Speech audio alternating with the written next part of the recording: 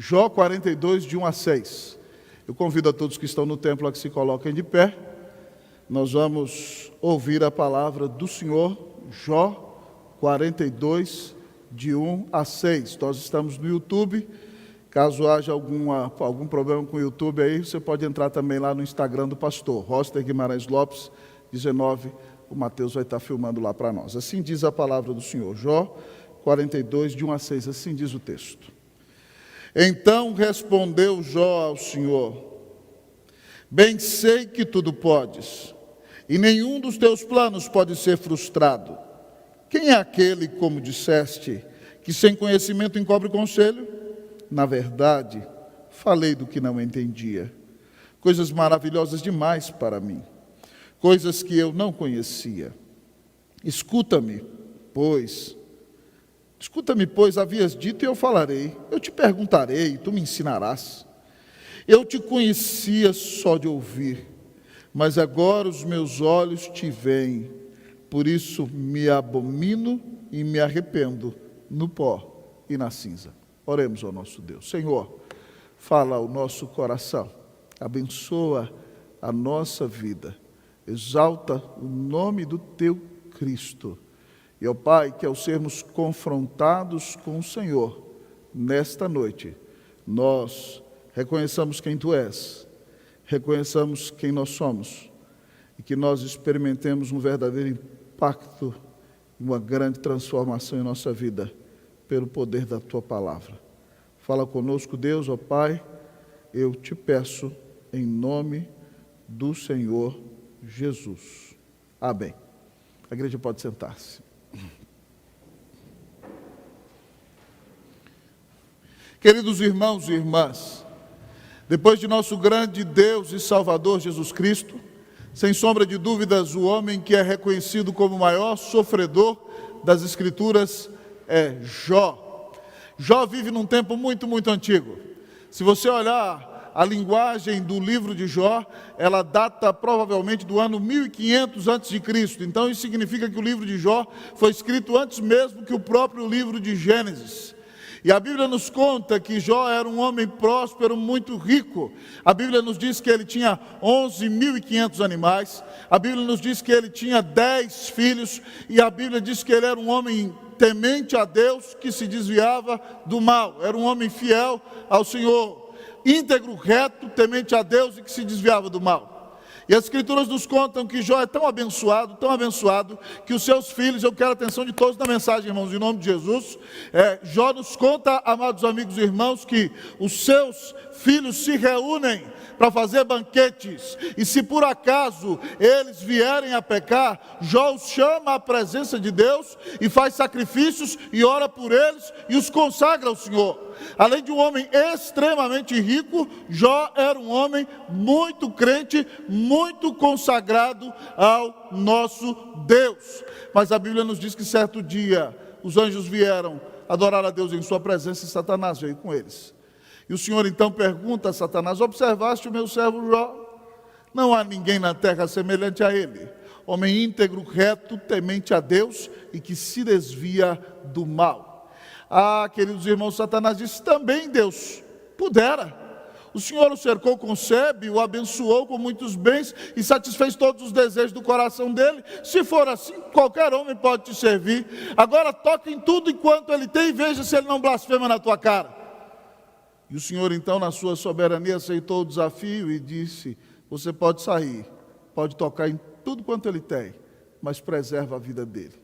E a Bíblia nos conta a história, que num só dia, de distintas maneiras, Jó perdeu seus 11.500 animais. Mas pior do que isso, além de perder seus animais, seus escravos, seus empregados, a Bíblia diz que ele perdeu num só dia os seus 10 filhos.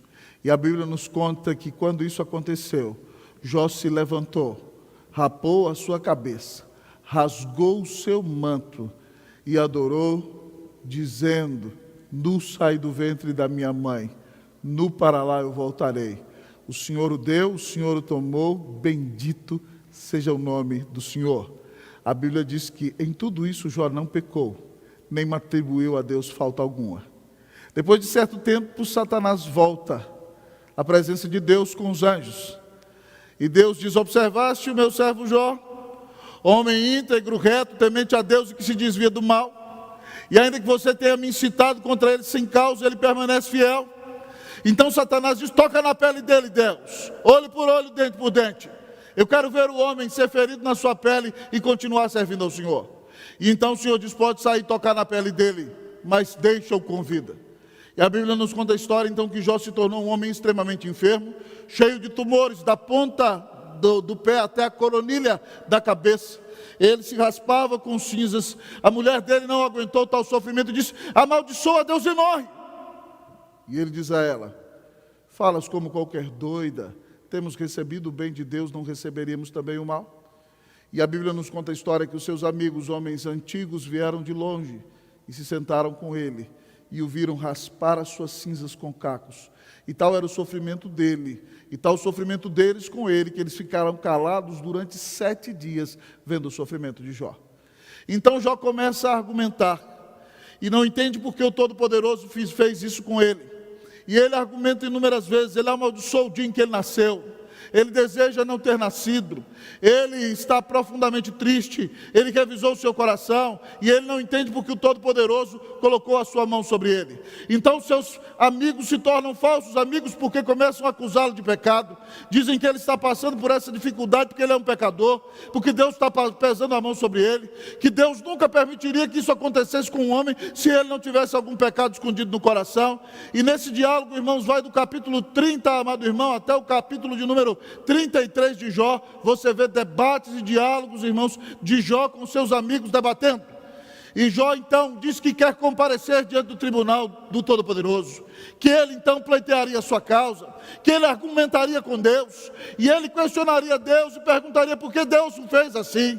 Ele sabe que ninguém pode questionar a Deus. Em determinado momento ele diz: eu sei que o meu Redentor vive e por fim se levantará sobre a terra. Ele tem esperança de que Jesus iria, o Salvador do mundo, mas ele está sofrendo imensamente.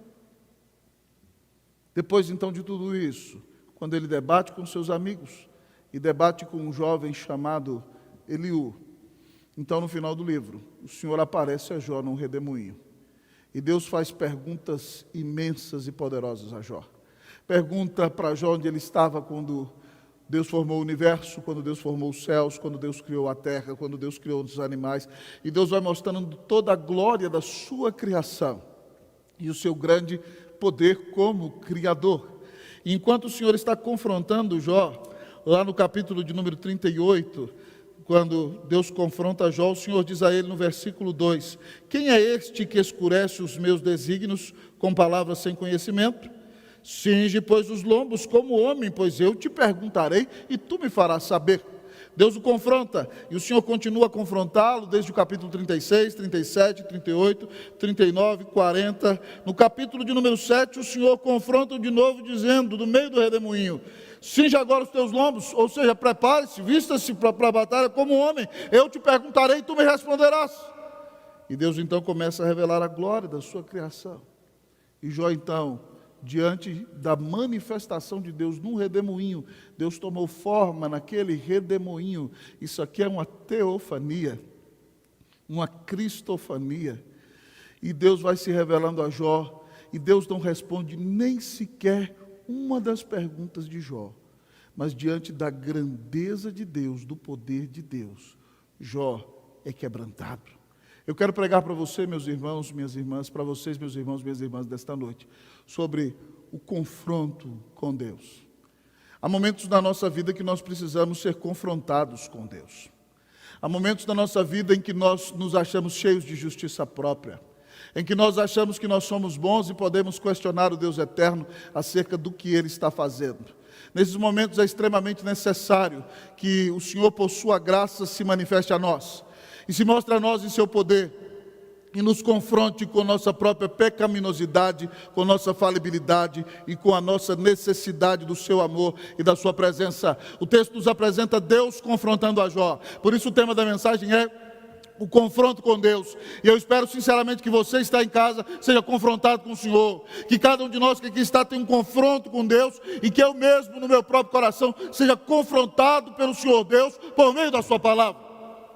Em primeiro lugar, Ao observar as reações que este confronto gerou em Jó, nós aprendemos que o confronto com Deus nos leva a reconhecer quem Deus é. O confronto com Deus nos leva a reconhecer quem Deus é. Jó diz no início do capítulo 2, então respondeu Jó ao Senhor, bem sei que tudo podes, e nenhum dos teus planos pode ser frustrado. Jó atribui soberania absoluta a Deus. Ele reconhece a onipotência do Senhor. Bem sei que tudo podes.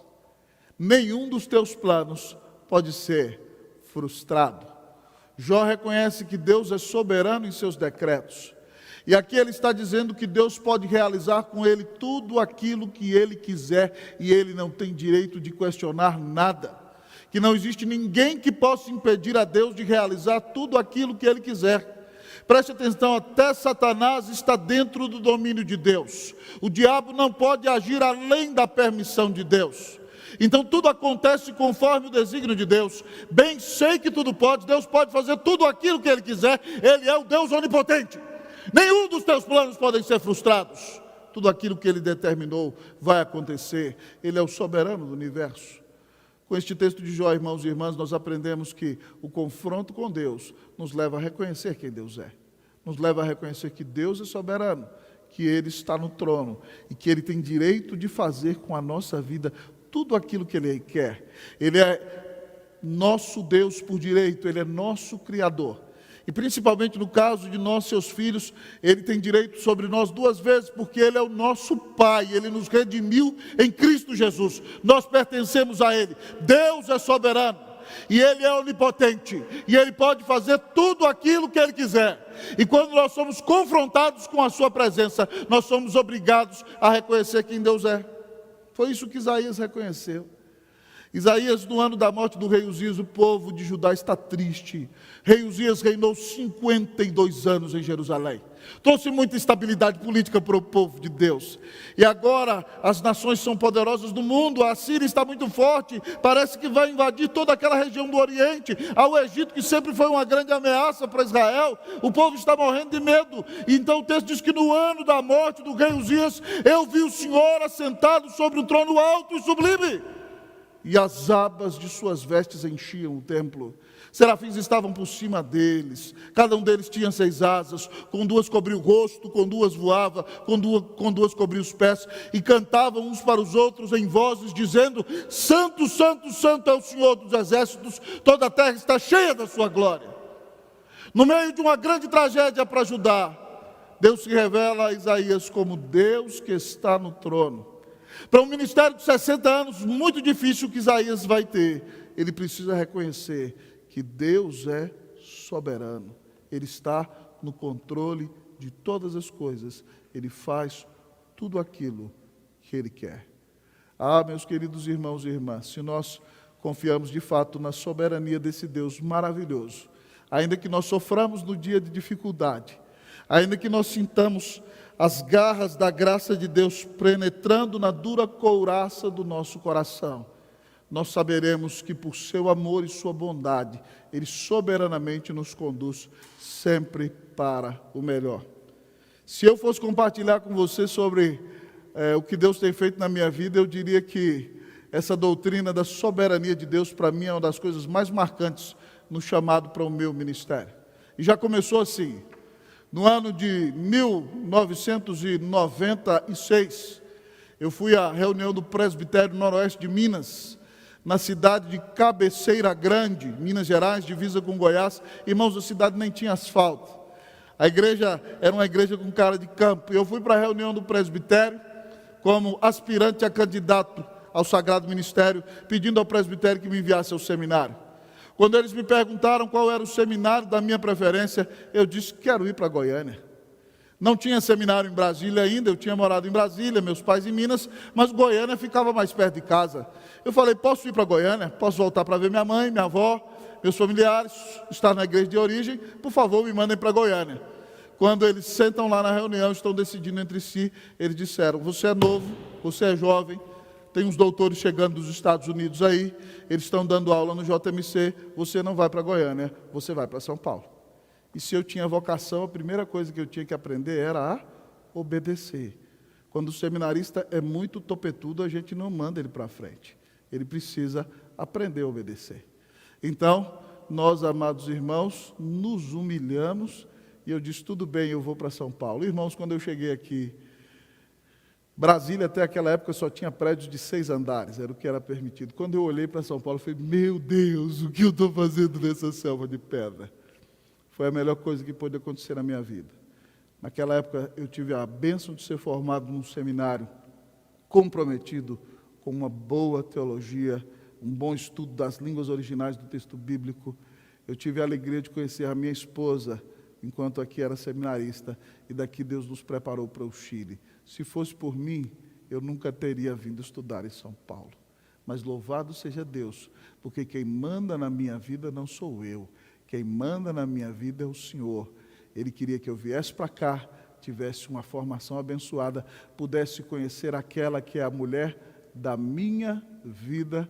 Amanhã, dia 25 de maio, eu completo mais um ano de aniversário com ela, de namoro, né? Comecei a namorar com ela no dia 25 de maio de 1997. Tem tempo já. Tudo isso porque Deus é soberano. Então, meu irmão, se Deus te diz que não, se Deus fechou uma porta para você, se o Senhor tem deixado você padecer por alguma enfermidade, se algum projeto seu não foi concretizado, se algum sonho não foi realizado, entenda que Deus é soberano e Ele é bom. E se Ele deu Cristo na cruz por você, Ele vai fazer o melhor por você.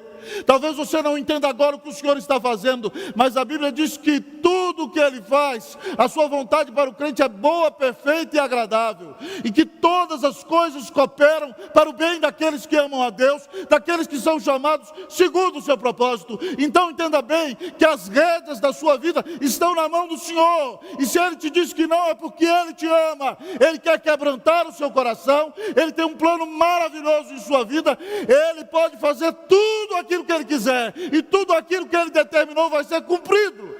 Então que você reconheça que Deus é soberano e descanse na sua soberania, confie nele, como nós cantamos hoje.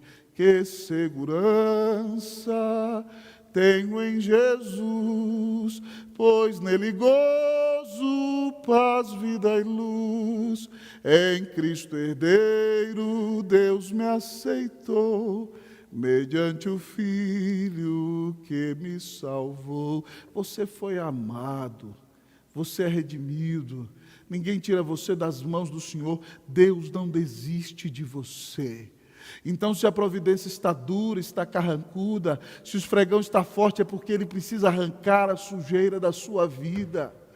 A sujeira não quer sair e você não quer que ela saia. Então Ele tem que visitar você com uma providência dura, carrancuda, doída, para que você se torne mais parecido com Jesus. Se as coisas não saíram do jeito que você queria, reconheça que o Senhor é soberano. Ele é um soberano bom. Ele te ama e Ele está conduzindo a sua vida. Reconheça que você não é dono da sua vida, não é dono do seu nariz. Isso não pertence a você. Submeta-se ao Senhor. O confronto com Deus nos leva a reconhecer quem Deus é. Que cada um de nós que aqui está reconheça que o Senhor domina tudo em nossa vida e que nós precisamos nos submeter a Ele cada dia da nossa existência. Que Deus te faça humilde e quebrantado, em nome de Jesus. Você então aqui está contemplando agora a majestade de Deus. Quando nós somos confrontados com Deus, nós reconhecemos quem Ele é. Mas o confronto com Deus nos leva a reconhecer quem nós somos. O confronto com Deus nos leva a reconhecer quem nós somos. Olhemos para o texto, irmãos e irmãs. Jó no versículo 3 diz o seguinte, citando Jó 38, 2, quando o Senhor o confronta, é aqui mesmo. Aqui Jó 43 diz assim: quem é aquele, como disseste, o Senhor foi quem disse, quem é aquele que sem conhecimento encobre o conselho? O Senhor fez essa pergunta para ele lá no capítulo 38, versículo 2. E aí então, ele reconhece quem ele é, dizendo: na verdade, Senhor, eu falei demais. Falei do que não entendia. Coisas que eram maravilhosas demais para mim. Coisas que eu não conhecia. Jó, meu querido amigo e irmão, depois da confrontação de Deus, ele reconheceu que ele encobriu o conselho, que ele falou demais, que ele falou bobeira, que ele não sabe o que Deus decretou na sua eternidade, que ele não sabe quais são os planos de Deus, que ele não sabe quais são os projetos de Deus, e que ele não é ninguém para questionar a Deus.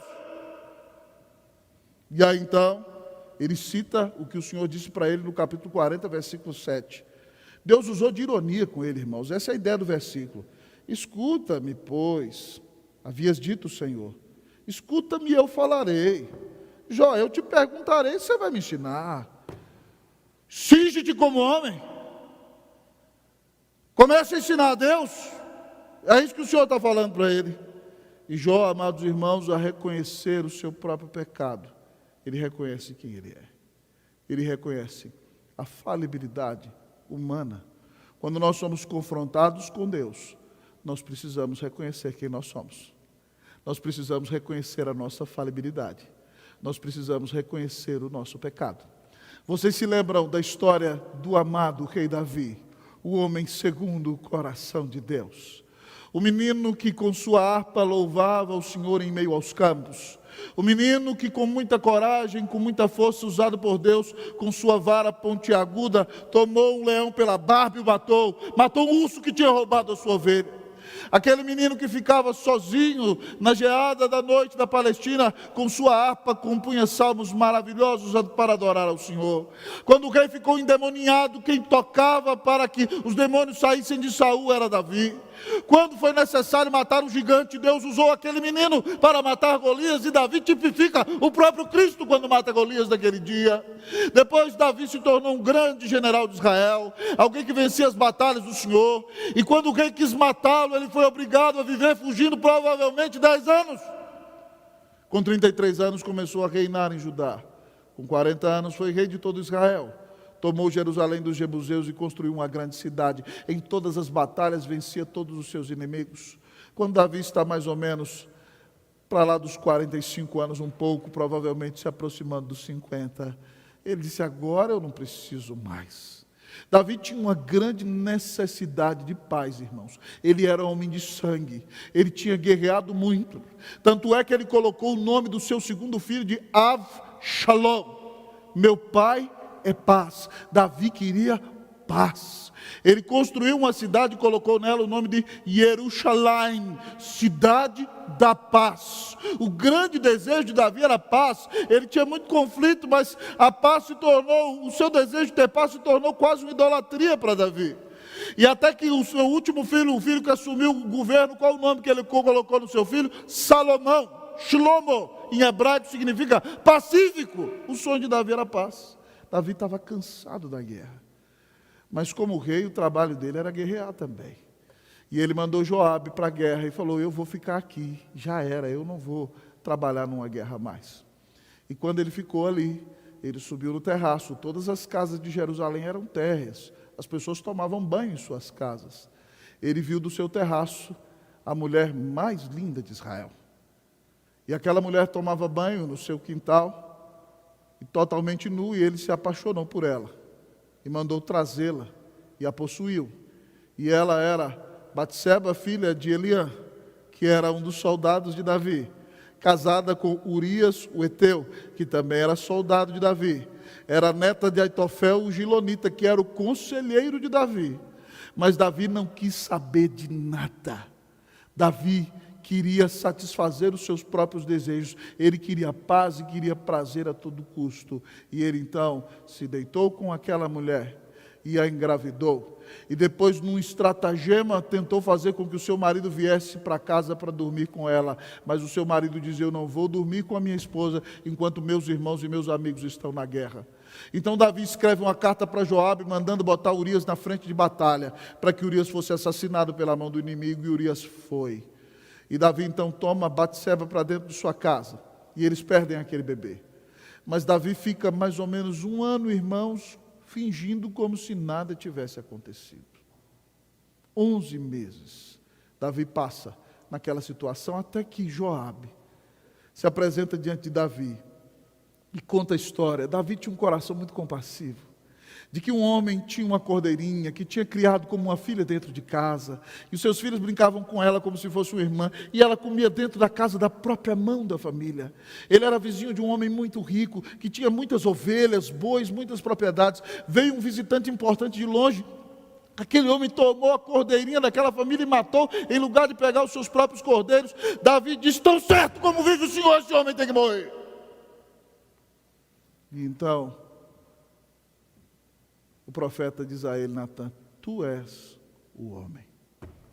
O Senhor te disse: eu te dei riqueza, a casa do teu Senhor, as mulheres do teu Senhor, eu te dei vitórias, e se isso não bastasse, eu te daria muito mais. E você me traiu no secreto, e vai ser envergonhado em público. E Davi, quando confrontado por Deus, se humilha diante do Senhor, pede o seu perdão.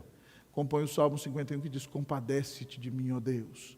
E ele confessa ao Senhor, como ele conta no Salmo 32, enquanto eu calei os meus pecados, envelheci os meus ossos em meus constantes gemidos todo dia, porque a tua mão pesava dia e noite sobre mim, o meu vigor se tornou em sequidão de estio. Davi estava em depressão por causa do pecado, ele andava cabisbaixo, a mão de Deus pesava, ele diz que suspirava de dia e de noite, ele não tinha paz, até que foi confrontado e confessou ao Senhor o seu pecado.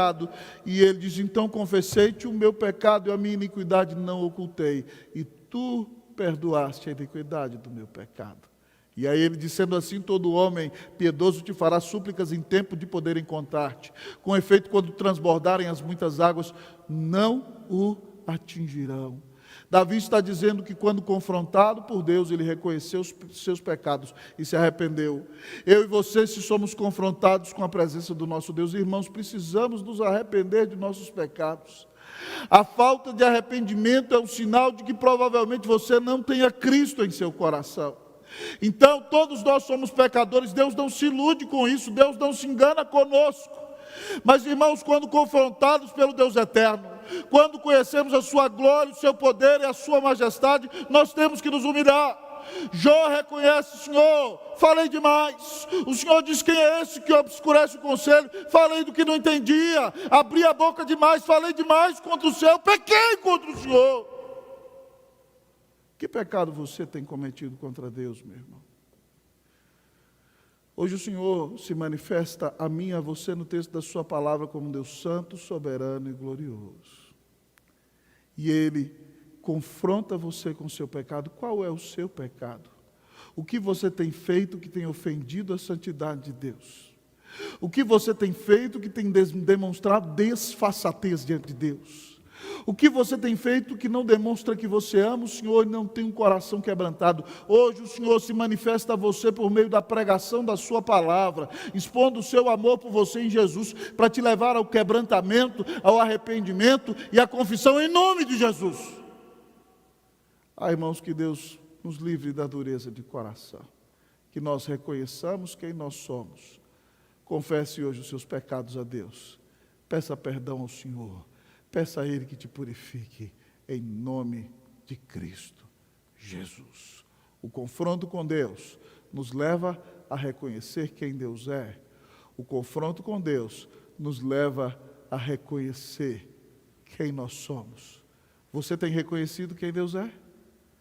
Você reconhece o seu próprio pecado na presença do Senhor? Que o Senhor tenha misericórdia de mim e de você, em nome de Cristo Jesus. Amém.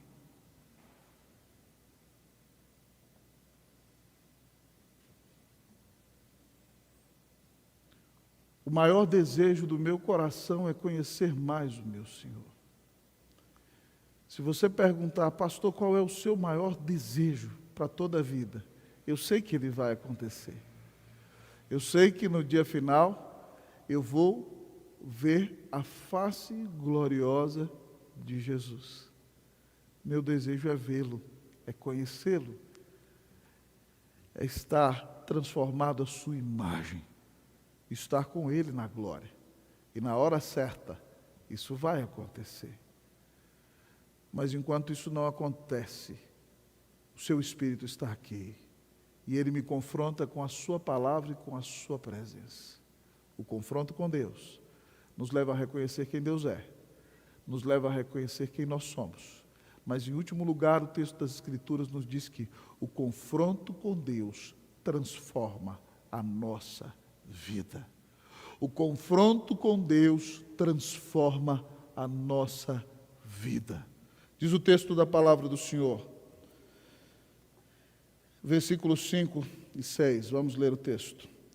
Eu te conhecia só de ouvir, mas agora os meus olhos te veem. Por isso me abomino e me arrependo no pó e na cinza. O confronto com Deus transforma a nossa vida. Quando Jó nos conta que passou por uma grande transformação, ele reconhece o valor da intimidade com Deus. Ele reconhece o valor da experiência que teve com o Senhor. Preste atenção, Deus nunca mais disse de qualquer outro homem o que ele tinha dito de Jó. Em nenhum momento da história da humanidade você encontra isso. Deus disse mais de uma vez que Jó era homem íntegro, reto, temente a Deus e que se desviava do mal. Ele tinha uma vida de integridade, ele não era duas caras. Ele andava retamente, ele se desviava do mal e ele temia o Senhor. Mesmo assim ele foi provado, quebrantado e massacrado pela mão do Deus eterno. E depois de tudo isso, quando compareceu diante de Deus, ele reconheceu que o Senhor pode tudo e reconheceu que ele era um falho pecador. Mas agora ele reconhece o valor de ter se encontrado com Deus. Ele diz para nós aqui no versículo de número 5, eu te conhecia só de ouvir, mas agora os meus olhos te veem. O que Jó está dizendo, amado irmão, que quanto mais nós conhecemos o Senhor, mais a nossa vida vai ser transformada. Você conhece a Deus hoje, louvado seja Deus por isso. Se você creu em Cristo, você conhece a Deus. Mas você tem que buscar conhecer a Deus mais e mais e mais e mais. E na eternidade você vai conhecer mais plenamente o Senhor. O apóstolo João, em sua primeira carta, capítulo 3, diz que nós veremos Cristo em glória, porque nós seremos como Ele é. Nós teremos um corpo glorificado como o dele. Mas ainda que nós conheçamos a Deus mais e mais e mais na eternidade, nunca nenhum ser humano, nem na eternidade, poderá conhecer Deus em toda a sua infinitude, porque Deus é infinito e nós somos criação. Agostinho diz, finitum non capax infinitum, é impossível que o finito possa conter o infinito. Mesmo na eternidade, quando você tiver o corpo glorificado, você vai conhecer mais de Deus, mas você nunca vai conhecer tudo de Deus. É impossível que qualquer criatura conheça tudo de Deus, mas nós podemos conhecê-lo mais. E cada vez que o conhecermos mais, isso vai abençoar e transformar a nossa vida. Jó diz, antes eu te conhecia só de ouvir, Senhor. Eu só ouvia, mas agora eu contemplo a tua glória, os meus olhos te veem. E Jó diz que crescer na intimidade com Deus trouxe uma transformação poderosíssima para a sua vida. Ele diz assim, olha, por isso me abomino e me arrependo no pó e na cinza. Deus, eu me humilho diante do Senhor. Jó está dizendo que conhecer a Deus, encontrar-se com Deus, fez dele um homem mais humilde. A sua vida foi transformada. Depois você pode terminar de ler o capítulo. A Bíblia diz que Deus então chama Jó a orar pelos seus amigos. Ele tem que sacrificar 7 animais. E quando ele ora pelos seus amigos, Deus restaura a sua sorte. Deus manda pessoas de distintos lugares trazerem presentes, ouro para Jó. E Jó volta a se enriquecer. E tem mais 7 filhos e 3 filhas. E tem o dobro de animais que tinha. Deus o restaura completamente para a sua glória. Louvado seja o nome do Senhor. Mas antes de tudo, Deus mudou o seu coração. Jó se tornou um homem quebrantado e humilde quando ele conheceu mais a Deus. Eu e você precisamos conhecer mais o Senhor. Nós já temos conhecimento suficiente para a salvação, glória a Deus. Mas se você quer ser transformado, você precisa conhecer mais de Deus. O salmista no Salmo 67 diz que para que o mundo conheça o Evangelho, a igreja precisa conhecer a Deus. Ele diz, seja Deus gracioso para conosco, nos abençoe, faça brilhar sobre nós o seu rosto. E quando nós conhecermos a Deus, o que é que vai acontecer? Para que se conheça na terra o seu caminho, em todas as nações a sua salvação. O salmista sabe que quando nós conhecemos a Deus, nós falamos de Deus. É por isso, irmãos, que nós devemos então pedir ao Senhor que transforme a nossa vida. Nós sejamos mais humildes, para isso nós precisamos conhecê-lo mais. Jó disse, eu me abomino, eu tenho náuseas de mim mesmo, eu estou arrependido, eu estou na cinza. Jó se tornou um homem humilde, se tornou mais rico do que era, mas agora o seu caráter foi mudado. Ele é um homem que vive em plena humildade. Meus irmãos e irmãs, eu sou um entusiasta da história dos avivamentos. Desde a época do seminário eu amo estudar a história dos avivamentos. E um dos personagens da história da igreja que eu mais admiro foi o grande teólogo Jonathan Edwards.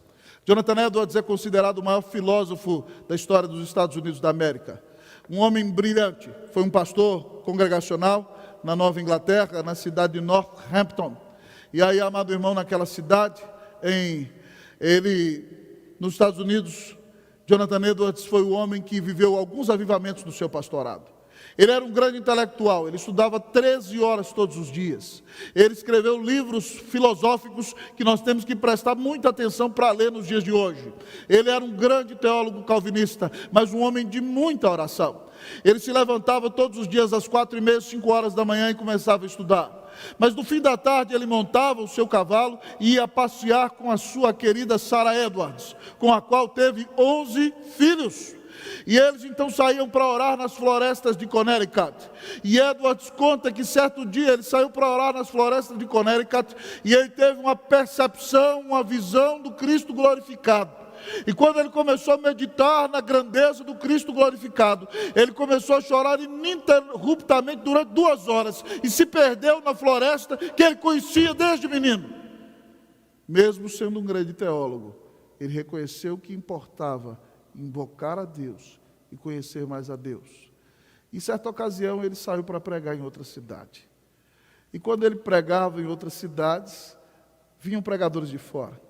E Sarah era uma mulher muito piedosa, mas Edwards era um homem muito profundo e muito intenso em sua pregação. Mas por ser tão profundo, ele pregava lendo. E às vezes vinham outros pregadores que não pregavam lendo, e a igreja gostava. E Sarah ficava morrendo de ciúmes quando o marido dela saía para fazer conferências em outro lugar, e vinha um outro pregador, e a igreja ficava elogiando o pregador. Ela ficava extremamente chateada, porque o marido dela era tão dedicado. E ela então vivia momentos assim, e numa dessas viagens de Edwards, Sarah, na época do avivamento, frequentou algumas reuniões de oração, havia um pastor pregando fora ali, e Sarah orava ao Senhor naquela reunião de oração. Enquanto ela orava ao Senhor, o Espírito de Deus a encheu, a ponto dela cair sentada e desmaiou no chão, no meio do culto. Imagine numa igreja tradicional como a nossa, se a mulher do pastor começa a orar em pé, cai e desmaia no meio do culto. Foi o bafafá da cidade. A mulher do pastor enlouqueceu. E Jonathan Edwards era um grande teólogo intelectual. Ele voltou para a sua cidade e ele começou a estudar a sua mulher. A Bíblia diz que você reconhece a árvore pelo fruto. E toda verdadeira experiência espiritual vai gerar o fruto do Espírito Santo e uma transformação de vida naquele que teve a experiência. Sarah tinha muito trabalho. Ela tinha 11 filhos.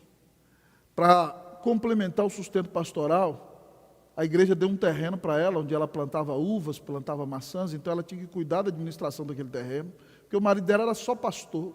Ela tinha que cuidar de 11 meninos, ela tinha que cuidar daquele terreno, ela tinha que fazer muita coisa render, e às vezes ela reclamava que o trabalho dela era complicado.